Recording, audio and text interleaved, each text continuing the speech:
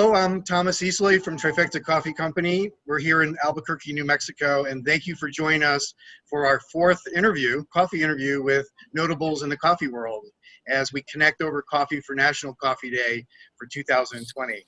Today we have a special interview because both our guests have a history. Let me first introduce you to Charlie Fishbein, who for 30 plus years is the force behind the Coffee Exchange in Providence, Rhode Island. This is a unique coffee shop and roastery, and on a personal note, has had a direct influence on me for getting into the world of coffee back in 2007. Alongside Charlie, we have someone we talk to regularly, Bill Fishbein. Bill is the founder of the Coffee Exchange and has long since expanded his world of coffee by heading into the epicenter, by starting Coffee Kids, and more recently, the Coffee Trust. This year, Bill is taking on a new challenge by starting Cocoamealorg, an importer of chocolate, honey, coffee, and textiles from Guatemala. So let me officially welcome you, gentlemen, the Fishbein brothers. Gentlemen, how are you? Pretty good. Thank you, Thomas. A very nice introduction. Yeah. Charlie? Night. Yeah. I'll ditto that. Okay. So how has things been for you, Charlie, in the conditions of COVID-19? Things are great. No, that's not true. Of course not. It's a struggle. You know, we're a single store cafe with a roaster and a pretty strong cafe business, as well as the mail order business, but all coming out of one location. And when the whole thing hit, we were effectively closed, except for the mail order business, which kept us afloat until now, actually, right? Since then, we've been able to add cups of coffee going out of the to-go window on the deck. And, you know, the business is gradually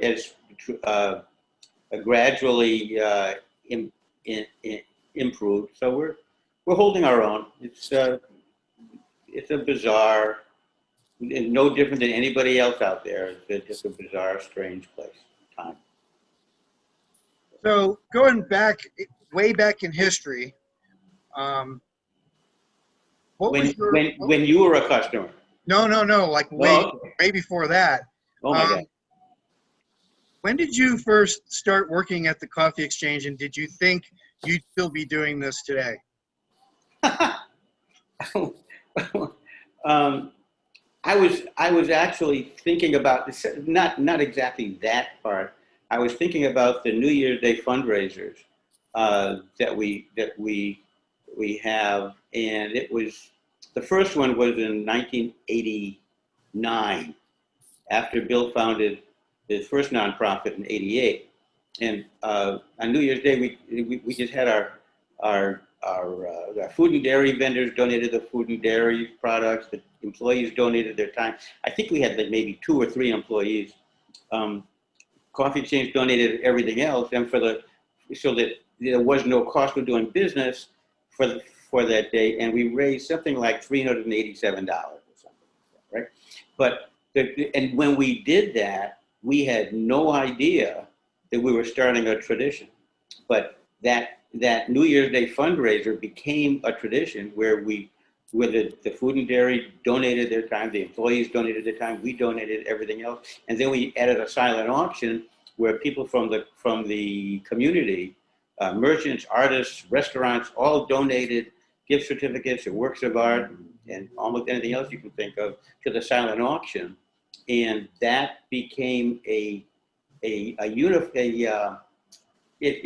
became a community event, and it was thrilling to watch it happen year after year. So that now, when we've got all of our employees, at least the last New Year's Day, all of our employees are participating in. I don't think there were maybe 2 that had been born at the time that the first New Year's Day fundraiser occurred. But the energy in the place, the energy in the community it just thrives at that for that event. So kids here just love to participate in it, and it's a great thing. Now we raised $10,000, between $8,000 and $10,000 for the Coffee Trust on New Year's Day. How we handle it this year, I have no idea. But that's just getting back to that theory. Who knew when we did that it was going to become what it became? What do you think, Bill? Is this question directed at the coffee exchange or directed at me personally? Well, just in general, did you imagine 30 years later that No. the engine behind a lot of the things that you do, that energy that comes from Charlie, that we'd be here today? I had no idea. I believed that I could earn a living selling coffee. That's it. And in the early days, it was very slow, and I entertained the thought of putting a baseball cap on sideways, coming up with a new name, and selling hot dogs down at the beach. So all I really wanted to do was earn a living. That's it. And I knew that we could do it. I knew it could be done. We didn't, at the time, as a family, we didn't have any money at all to speak of. And it was basically myself alone in the store and with very little going on. But no, I knew that it was a viable business. I knew we could earn a living. Look, we'd been in it before. We had a housewares business that was very exciting, and coffee was one of the most exciting parts of that business. And we had a cutlery section also. It was very, very exciting, another very profitable part of our business. The rest of our business was not as profitable as either one of those two centers. And so coffee always spoke to me. And I just knew, I looked at the numbers. I said, look, we can make a living at this. I didn't think it would become like this. I had no idea it would become like this, or that it would spawn a couple of nonprofits, and that we would get visibility from all over the world, and that it would be so much fun. Nor, knowing my own skills and weaknesses, did I ever think that I could be part of the business the way it's being run right now, because I don't have the skills to do that. I don't have the patience. I don't have the mind to keep so many things going on at the same time. At least those kinds of things. I look at what I'm doing now, and the variables are similar, but it's different. But anyway, Charlie has, when I actually left, to pursue, projects south of the border, and Charlie really took over the responsibility of the business. He did things to that business I never would have entertained doing. I never would have, if someone suggested it to me, I would say, I can't do that. I can't do that. And Charlie embraced them all and literally transformed the business into what its potential had always been. But I could never have delivered that, because it's just not my skill. My skills are getting things off the ground. Once we're up in the air, get me out of the pilot seat as fast as you can, because I'm going to crash this thing sooner or later. So as you've said to me in the past, you're very good in first gear. First gear. Maybe a little bit of second gear. Give me second gear, right? But after that, get me the hell out of the driver's seat. After that, let's get Charlie in the. Yeah. Yep. Absolutely. It's like, that's not my strength. Is running it once it's running. All right. So Charlie, Charlie, did you even, think about being in coffee? Like, how did that all happen for you? That decision making of saying, I'm gonna go ahead and jump in and start working at the coffee exchange in the early days. The coffee exchange it's a family business, and I was part of the family, and and still a part of the business. And in the early days, I had to go out and earn a living outside of the business. But we were always part. Every part of the family was always part of the business. So it just natural. Yeah. That happened. Naturally. You've gotten swooped up into now all the energies that Bill does. You're, like you said, we're 30 plus years now. We'll be doing this New Year's Day event we participated now the last few years with you. That has just been a tremendous amount of energy to keep that going every year. It's funny how inertia will keep things going by itself. You know, and there's also an element of the success of the business, which is indirectly it came indirectly from expanding the experience of the business outside of our little neighborhood and into points south of the border and becoming part of an international process. And that heightens the awareness of the customers and the experience of the customers, and everybody benefits from it. So it's quite a positive thing. Yeah. Now, can you share with us some story about Bill growing up that we would just cherish? No.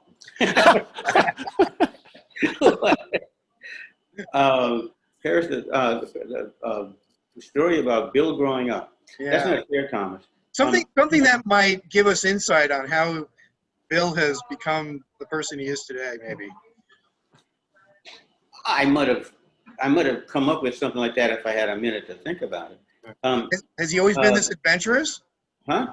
Has he always been this adventurous to just sort of, you know, delve head first into things? He always followed principles. He always had. He was always looking for major.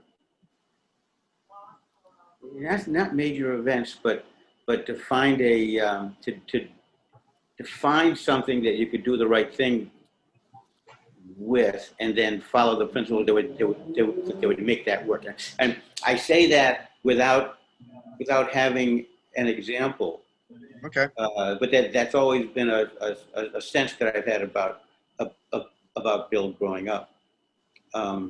Maybe it was so evident because I was not, but it was a particular event that would a particular event that would fit into that question. All right. Well, I don't have it. If you have one, you can share that with us on another. I'm sure we'll be talking to you. I'll get back to you on that. Exactly. Now, you have been, just like our shop, you've been receiving these products from Cocoamealorg, the chocolate and the honey. Yeah. How has that gone over for you guys? Oh, it's been great. It's been totally great. The honey is even popular now for me. It's even popular with the guy that I used to buy honey from. Really? So yeah.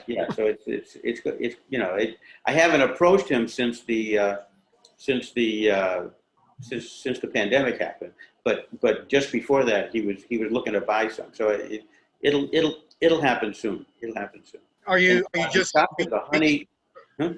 Are you just retailing the honey, or are you using it in drinks? Like we're using it in the store too. Yeah. Okay. Yeah. And customers love it. Right. Absolutely. We started baking with it as well, and it's been really good. Yeah, we don't do any baking, so okay. Yeah, it's cool. And how about the cacao? And the chocolate bars? The chocolate bars are all they're all of them are just flying out the door. Even the textiles are going a little bit slower now because everything I have is going out a to-go window. Out a window. So I don't have customers coming into the store and seeing anything. So it's a little bit strange. But we're trying to add it to the website and then have that working too. So it's all becoming a very an exciting part of the operation. You do sell something else from Chahul, don't you? I was coffee. And you got the new harvest this year? Has it come in yet? Yeah. It's been great. It's been absolutely great. Yeah. I've been bringing bags over to Bill when I come up and we meet. I bring a bag and then we have a margarita later as well. There you go. I was waiting for that, Thomas. If you're going to tell the story, you got to tell the whole story, right? But the coffee really, it's just been really good this year. You know, I'm not going to grade it or anything like that, but it's just been fantastic. Mhm. Well, the producers, you know, have got a new piece of sorting equipment, and they only began using it at the end of this year, this harvest season, because the women could no longer sort by hand because of COVID. So the equipment seems to be doing a really, really good job, because most people who have tried it said it's better than last year's harvest, which was good in of itself. So it's, yeah, I think we've got a good product there, and it's going well.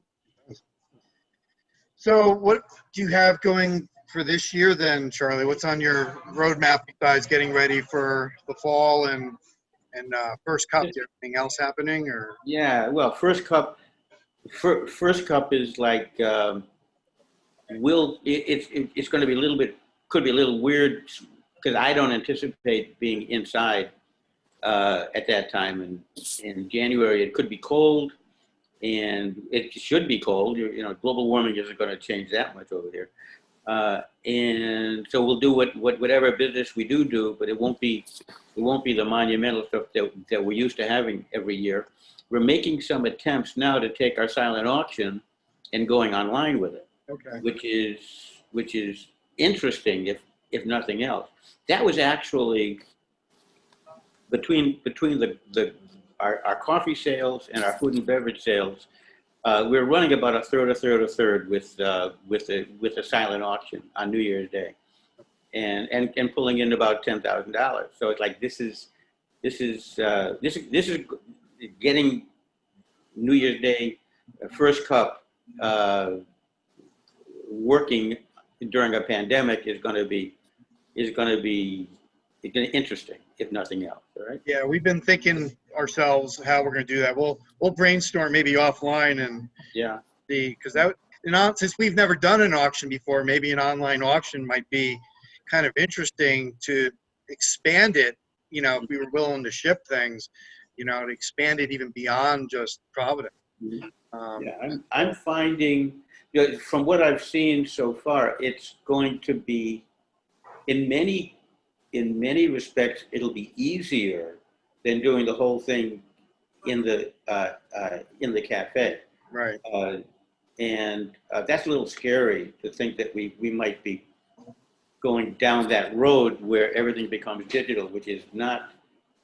It's not something that I'm looking forward to, but it might be the only way that we could pull this thing off this year. So it's going to be interesting for sure. And just for anyone watching, we do an event on New Year's Day. It's been going on at the Coffee Exchange for over 30 years now, and I think we're heading in our fourth year participating with you guys, and now the event's called First Cup.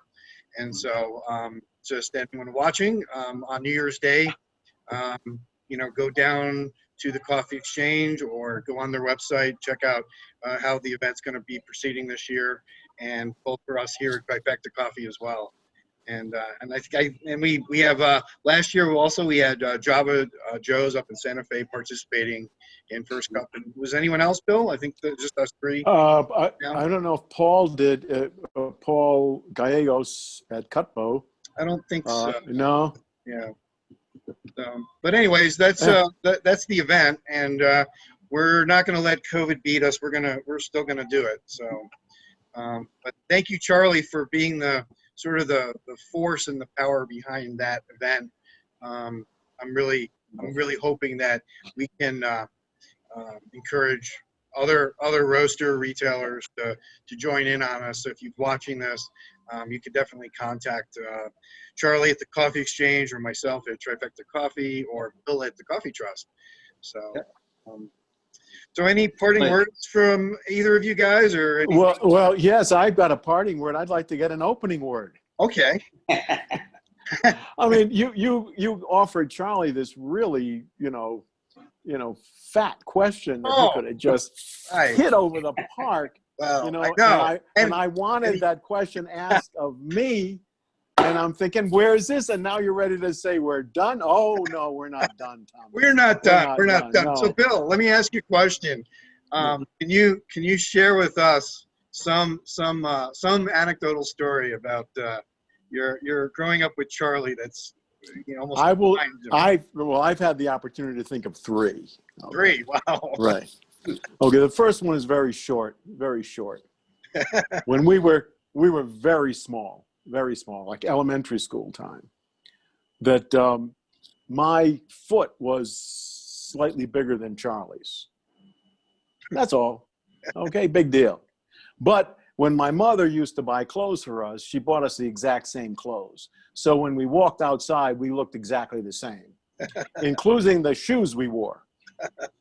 Well, one morning, I got up to go to school, and my shoes didn't fit. They were too small for me. Charlie had picked up my shoes. They looked just like his, and put them on and went off to school. They're 2 sizes bigger than him. He went out to school, and he had a great day at school. He came back, and my mother asked him, is everything okay? He says, yeah, nothing, anything different? No. He'd been sloggering around with my big shoes, and it didn't even register. That's story number one. Okay. Story number two. Charlie was dedicated to the Red Cross right from like junior high school, right through high school.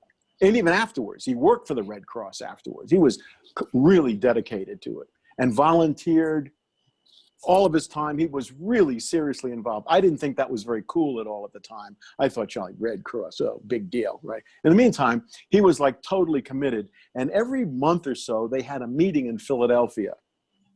And Charlie had to get a train to go to Philadelphia on Friday, and he'd come back on the following, whatever. At least he said there was a meeting in Philadelphia. I have no idea what was really going on. But every single time that Charlie went to Philadelphia by train, I swear to God, he was chasing the train out of the train station to try to catch up with it because he was always late. Always late. Okay, third story. This is the best one. Okay. Charlie has an amazing mind. He is an amazing chess player. In college, he was rated. He's like really good. I mean, really, really good. Okay. So he can keep a lot of things going in his mind. So when in high school, like on the weekends, late at night, Charlie used to go traipse around Providence and play chess in a chess club, late at night, 11, 12 o'clock at night. Then when the chess club would close, he would go to these Greasy Spoons and play chess with these guys in the back of their all-night restaurants. And I also thought, what is he doing that for? That's not cool. That's very cool. Okay, very cool. Okay, but I always wondered, Charlie, you're out in the middle of Providence. Providence was not a safe town back then. Yeah. You're out there at 2 o'clock in the morning, in these horrible neighborhoods. I said, what are you doing? Something you get jumped. So he pulls out in his pocket a cigarette lighter, one of those gas cigarette lighters that he made a little adjustment to. And when he would snap it, it was like a blowtorch. And it was like if anybody had come to Charlie, he would have burnt them to a crisp. That's my brother. Okay? He'll solve a problem for you. Okay? Those are my 3 stories. And thanks for asking, Thomas. I was afraid that I wasn't going to get an answer, so I was a little nervous. Why I would have thought I couldn't have gotten an answer from you, Bill. I will never make that mistake again. Okay. Well, I just want to say maybe again, and the only reason why we're shortening this up is we've been told that our videos are too long, so we can always record more. But I just wanted to mention that first, I didn't know you, Bill. I knew Charlie just by getting my first pound of coffee in 1996 at the Coffee Exchange. And my experience to coffee was my world of coffee was opened and introduced just because Charlie was always in that little back room roasting. And I never forget the first time I walked in and saw all those bins laid out, and he had all these colorful wood plaques with all these sort of indigenous sort of symbols on them. And every time a canister would get opened, you get a different aroma, a different fragrance. and it was just a great experience. And that, you know, it was just something that I couldn't get out of my mind. I was like, I got to do this. I have to do this for a living besides working on software all those previous years. And then I would see these signs on the wall, you know, for coffee kids. I had no idea that, you know, that Charlie had a brother that was off doing these things. So I was able to, you know, when I came out here to New Mexico and just happened to notice that there was someone named Fishbein, I'm like, what are the odds? And when I saw your picture, I was like, I think that's his brother.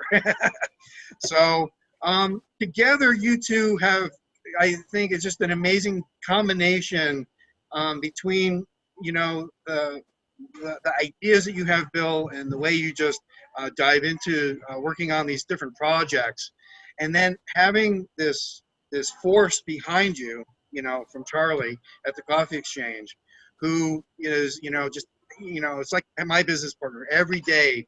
You know, he's there. He's working the business. He's doing the things, and all the support that gives the Coffee Trust.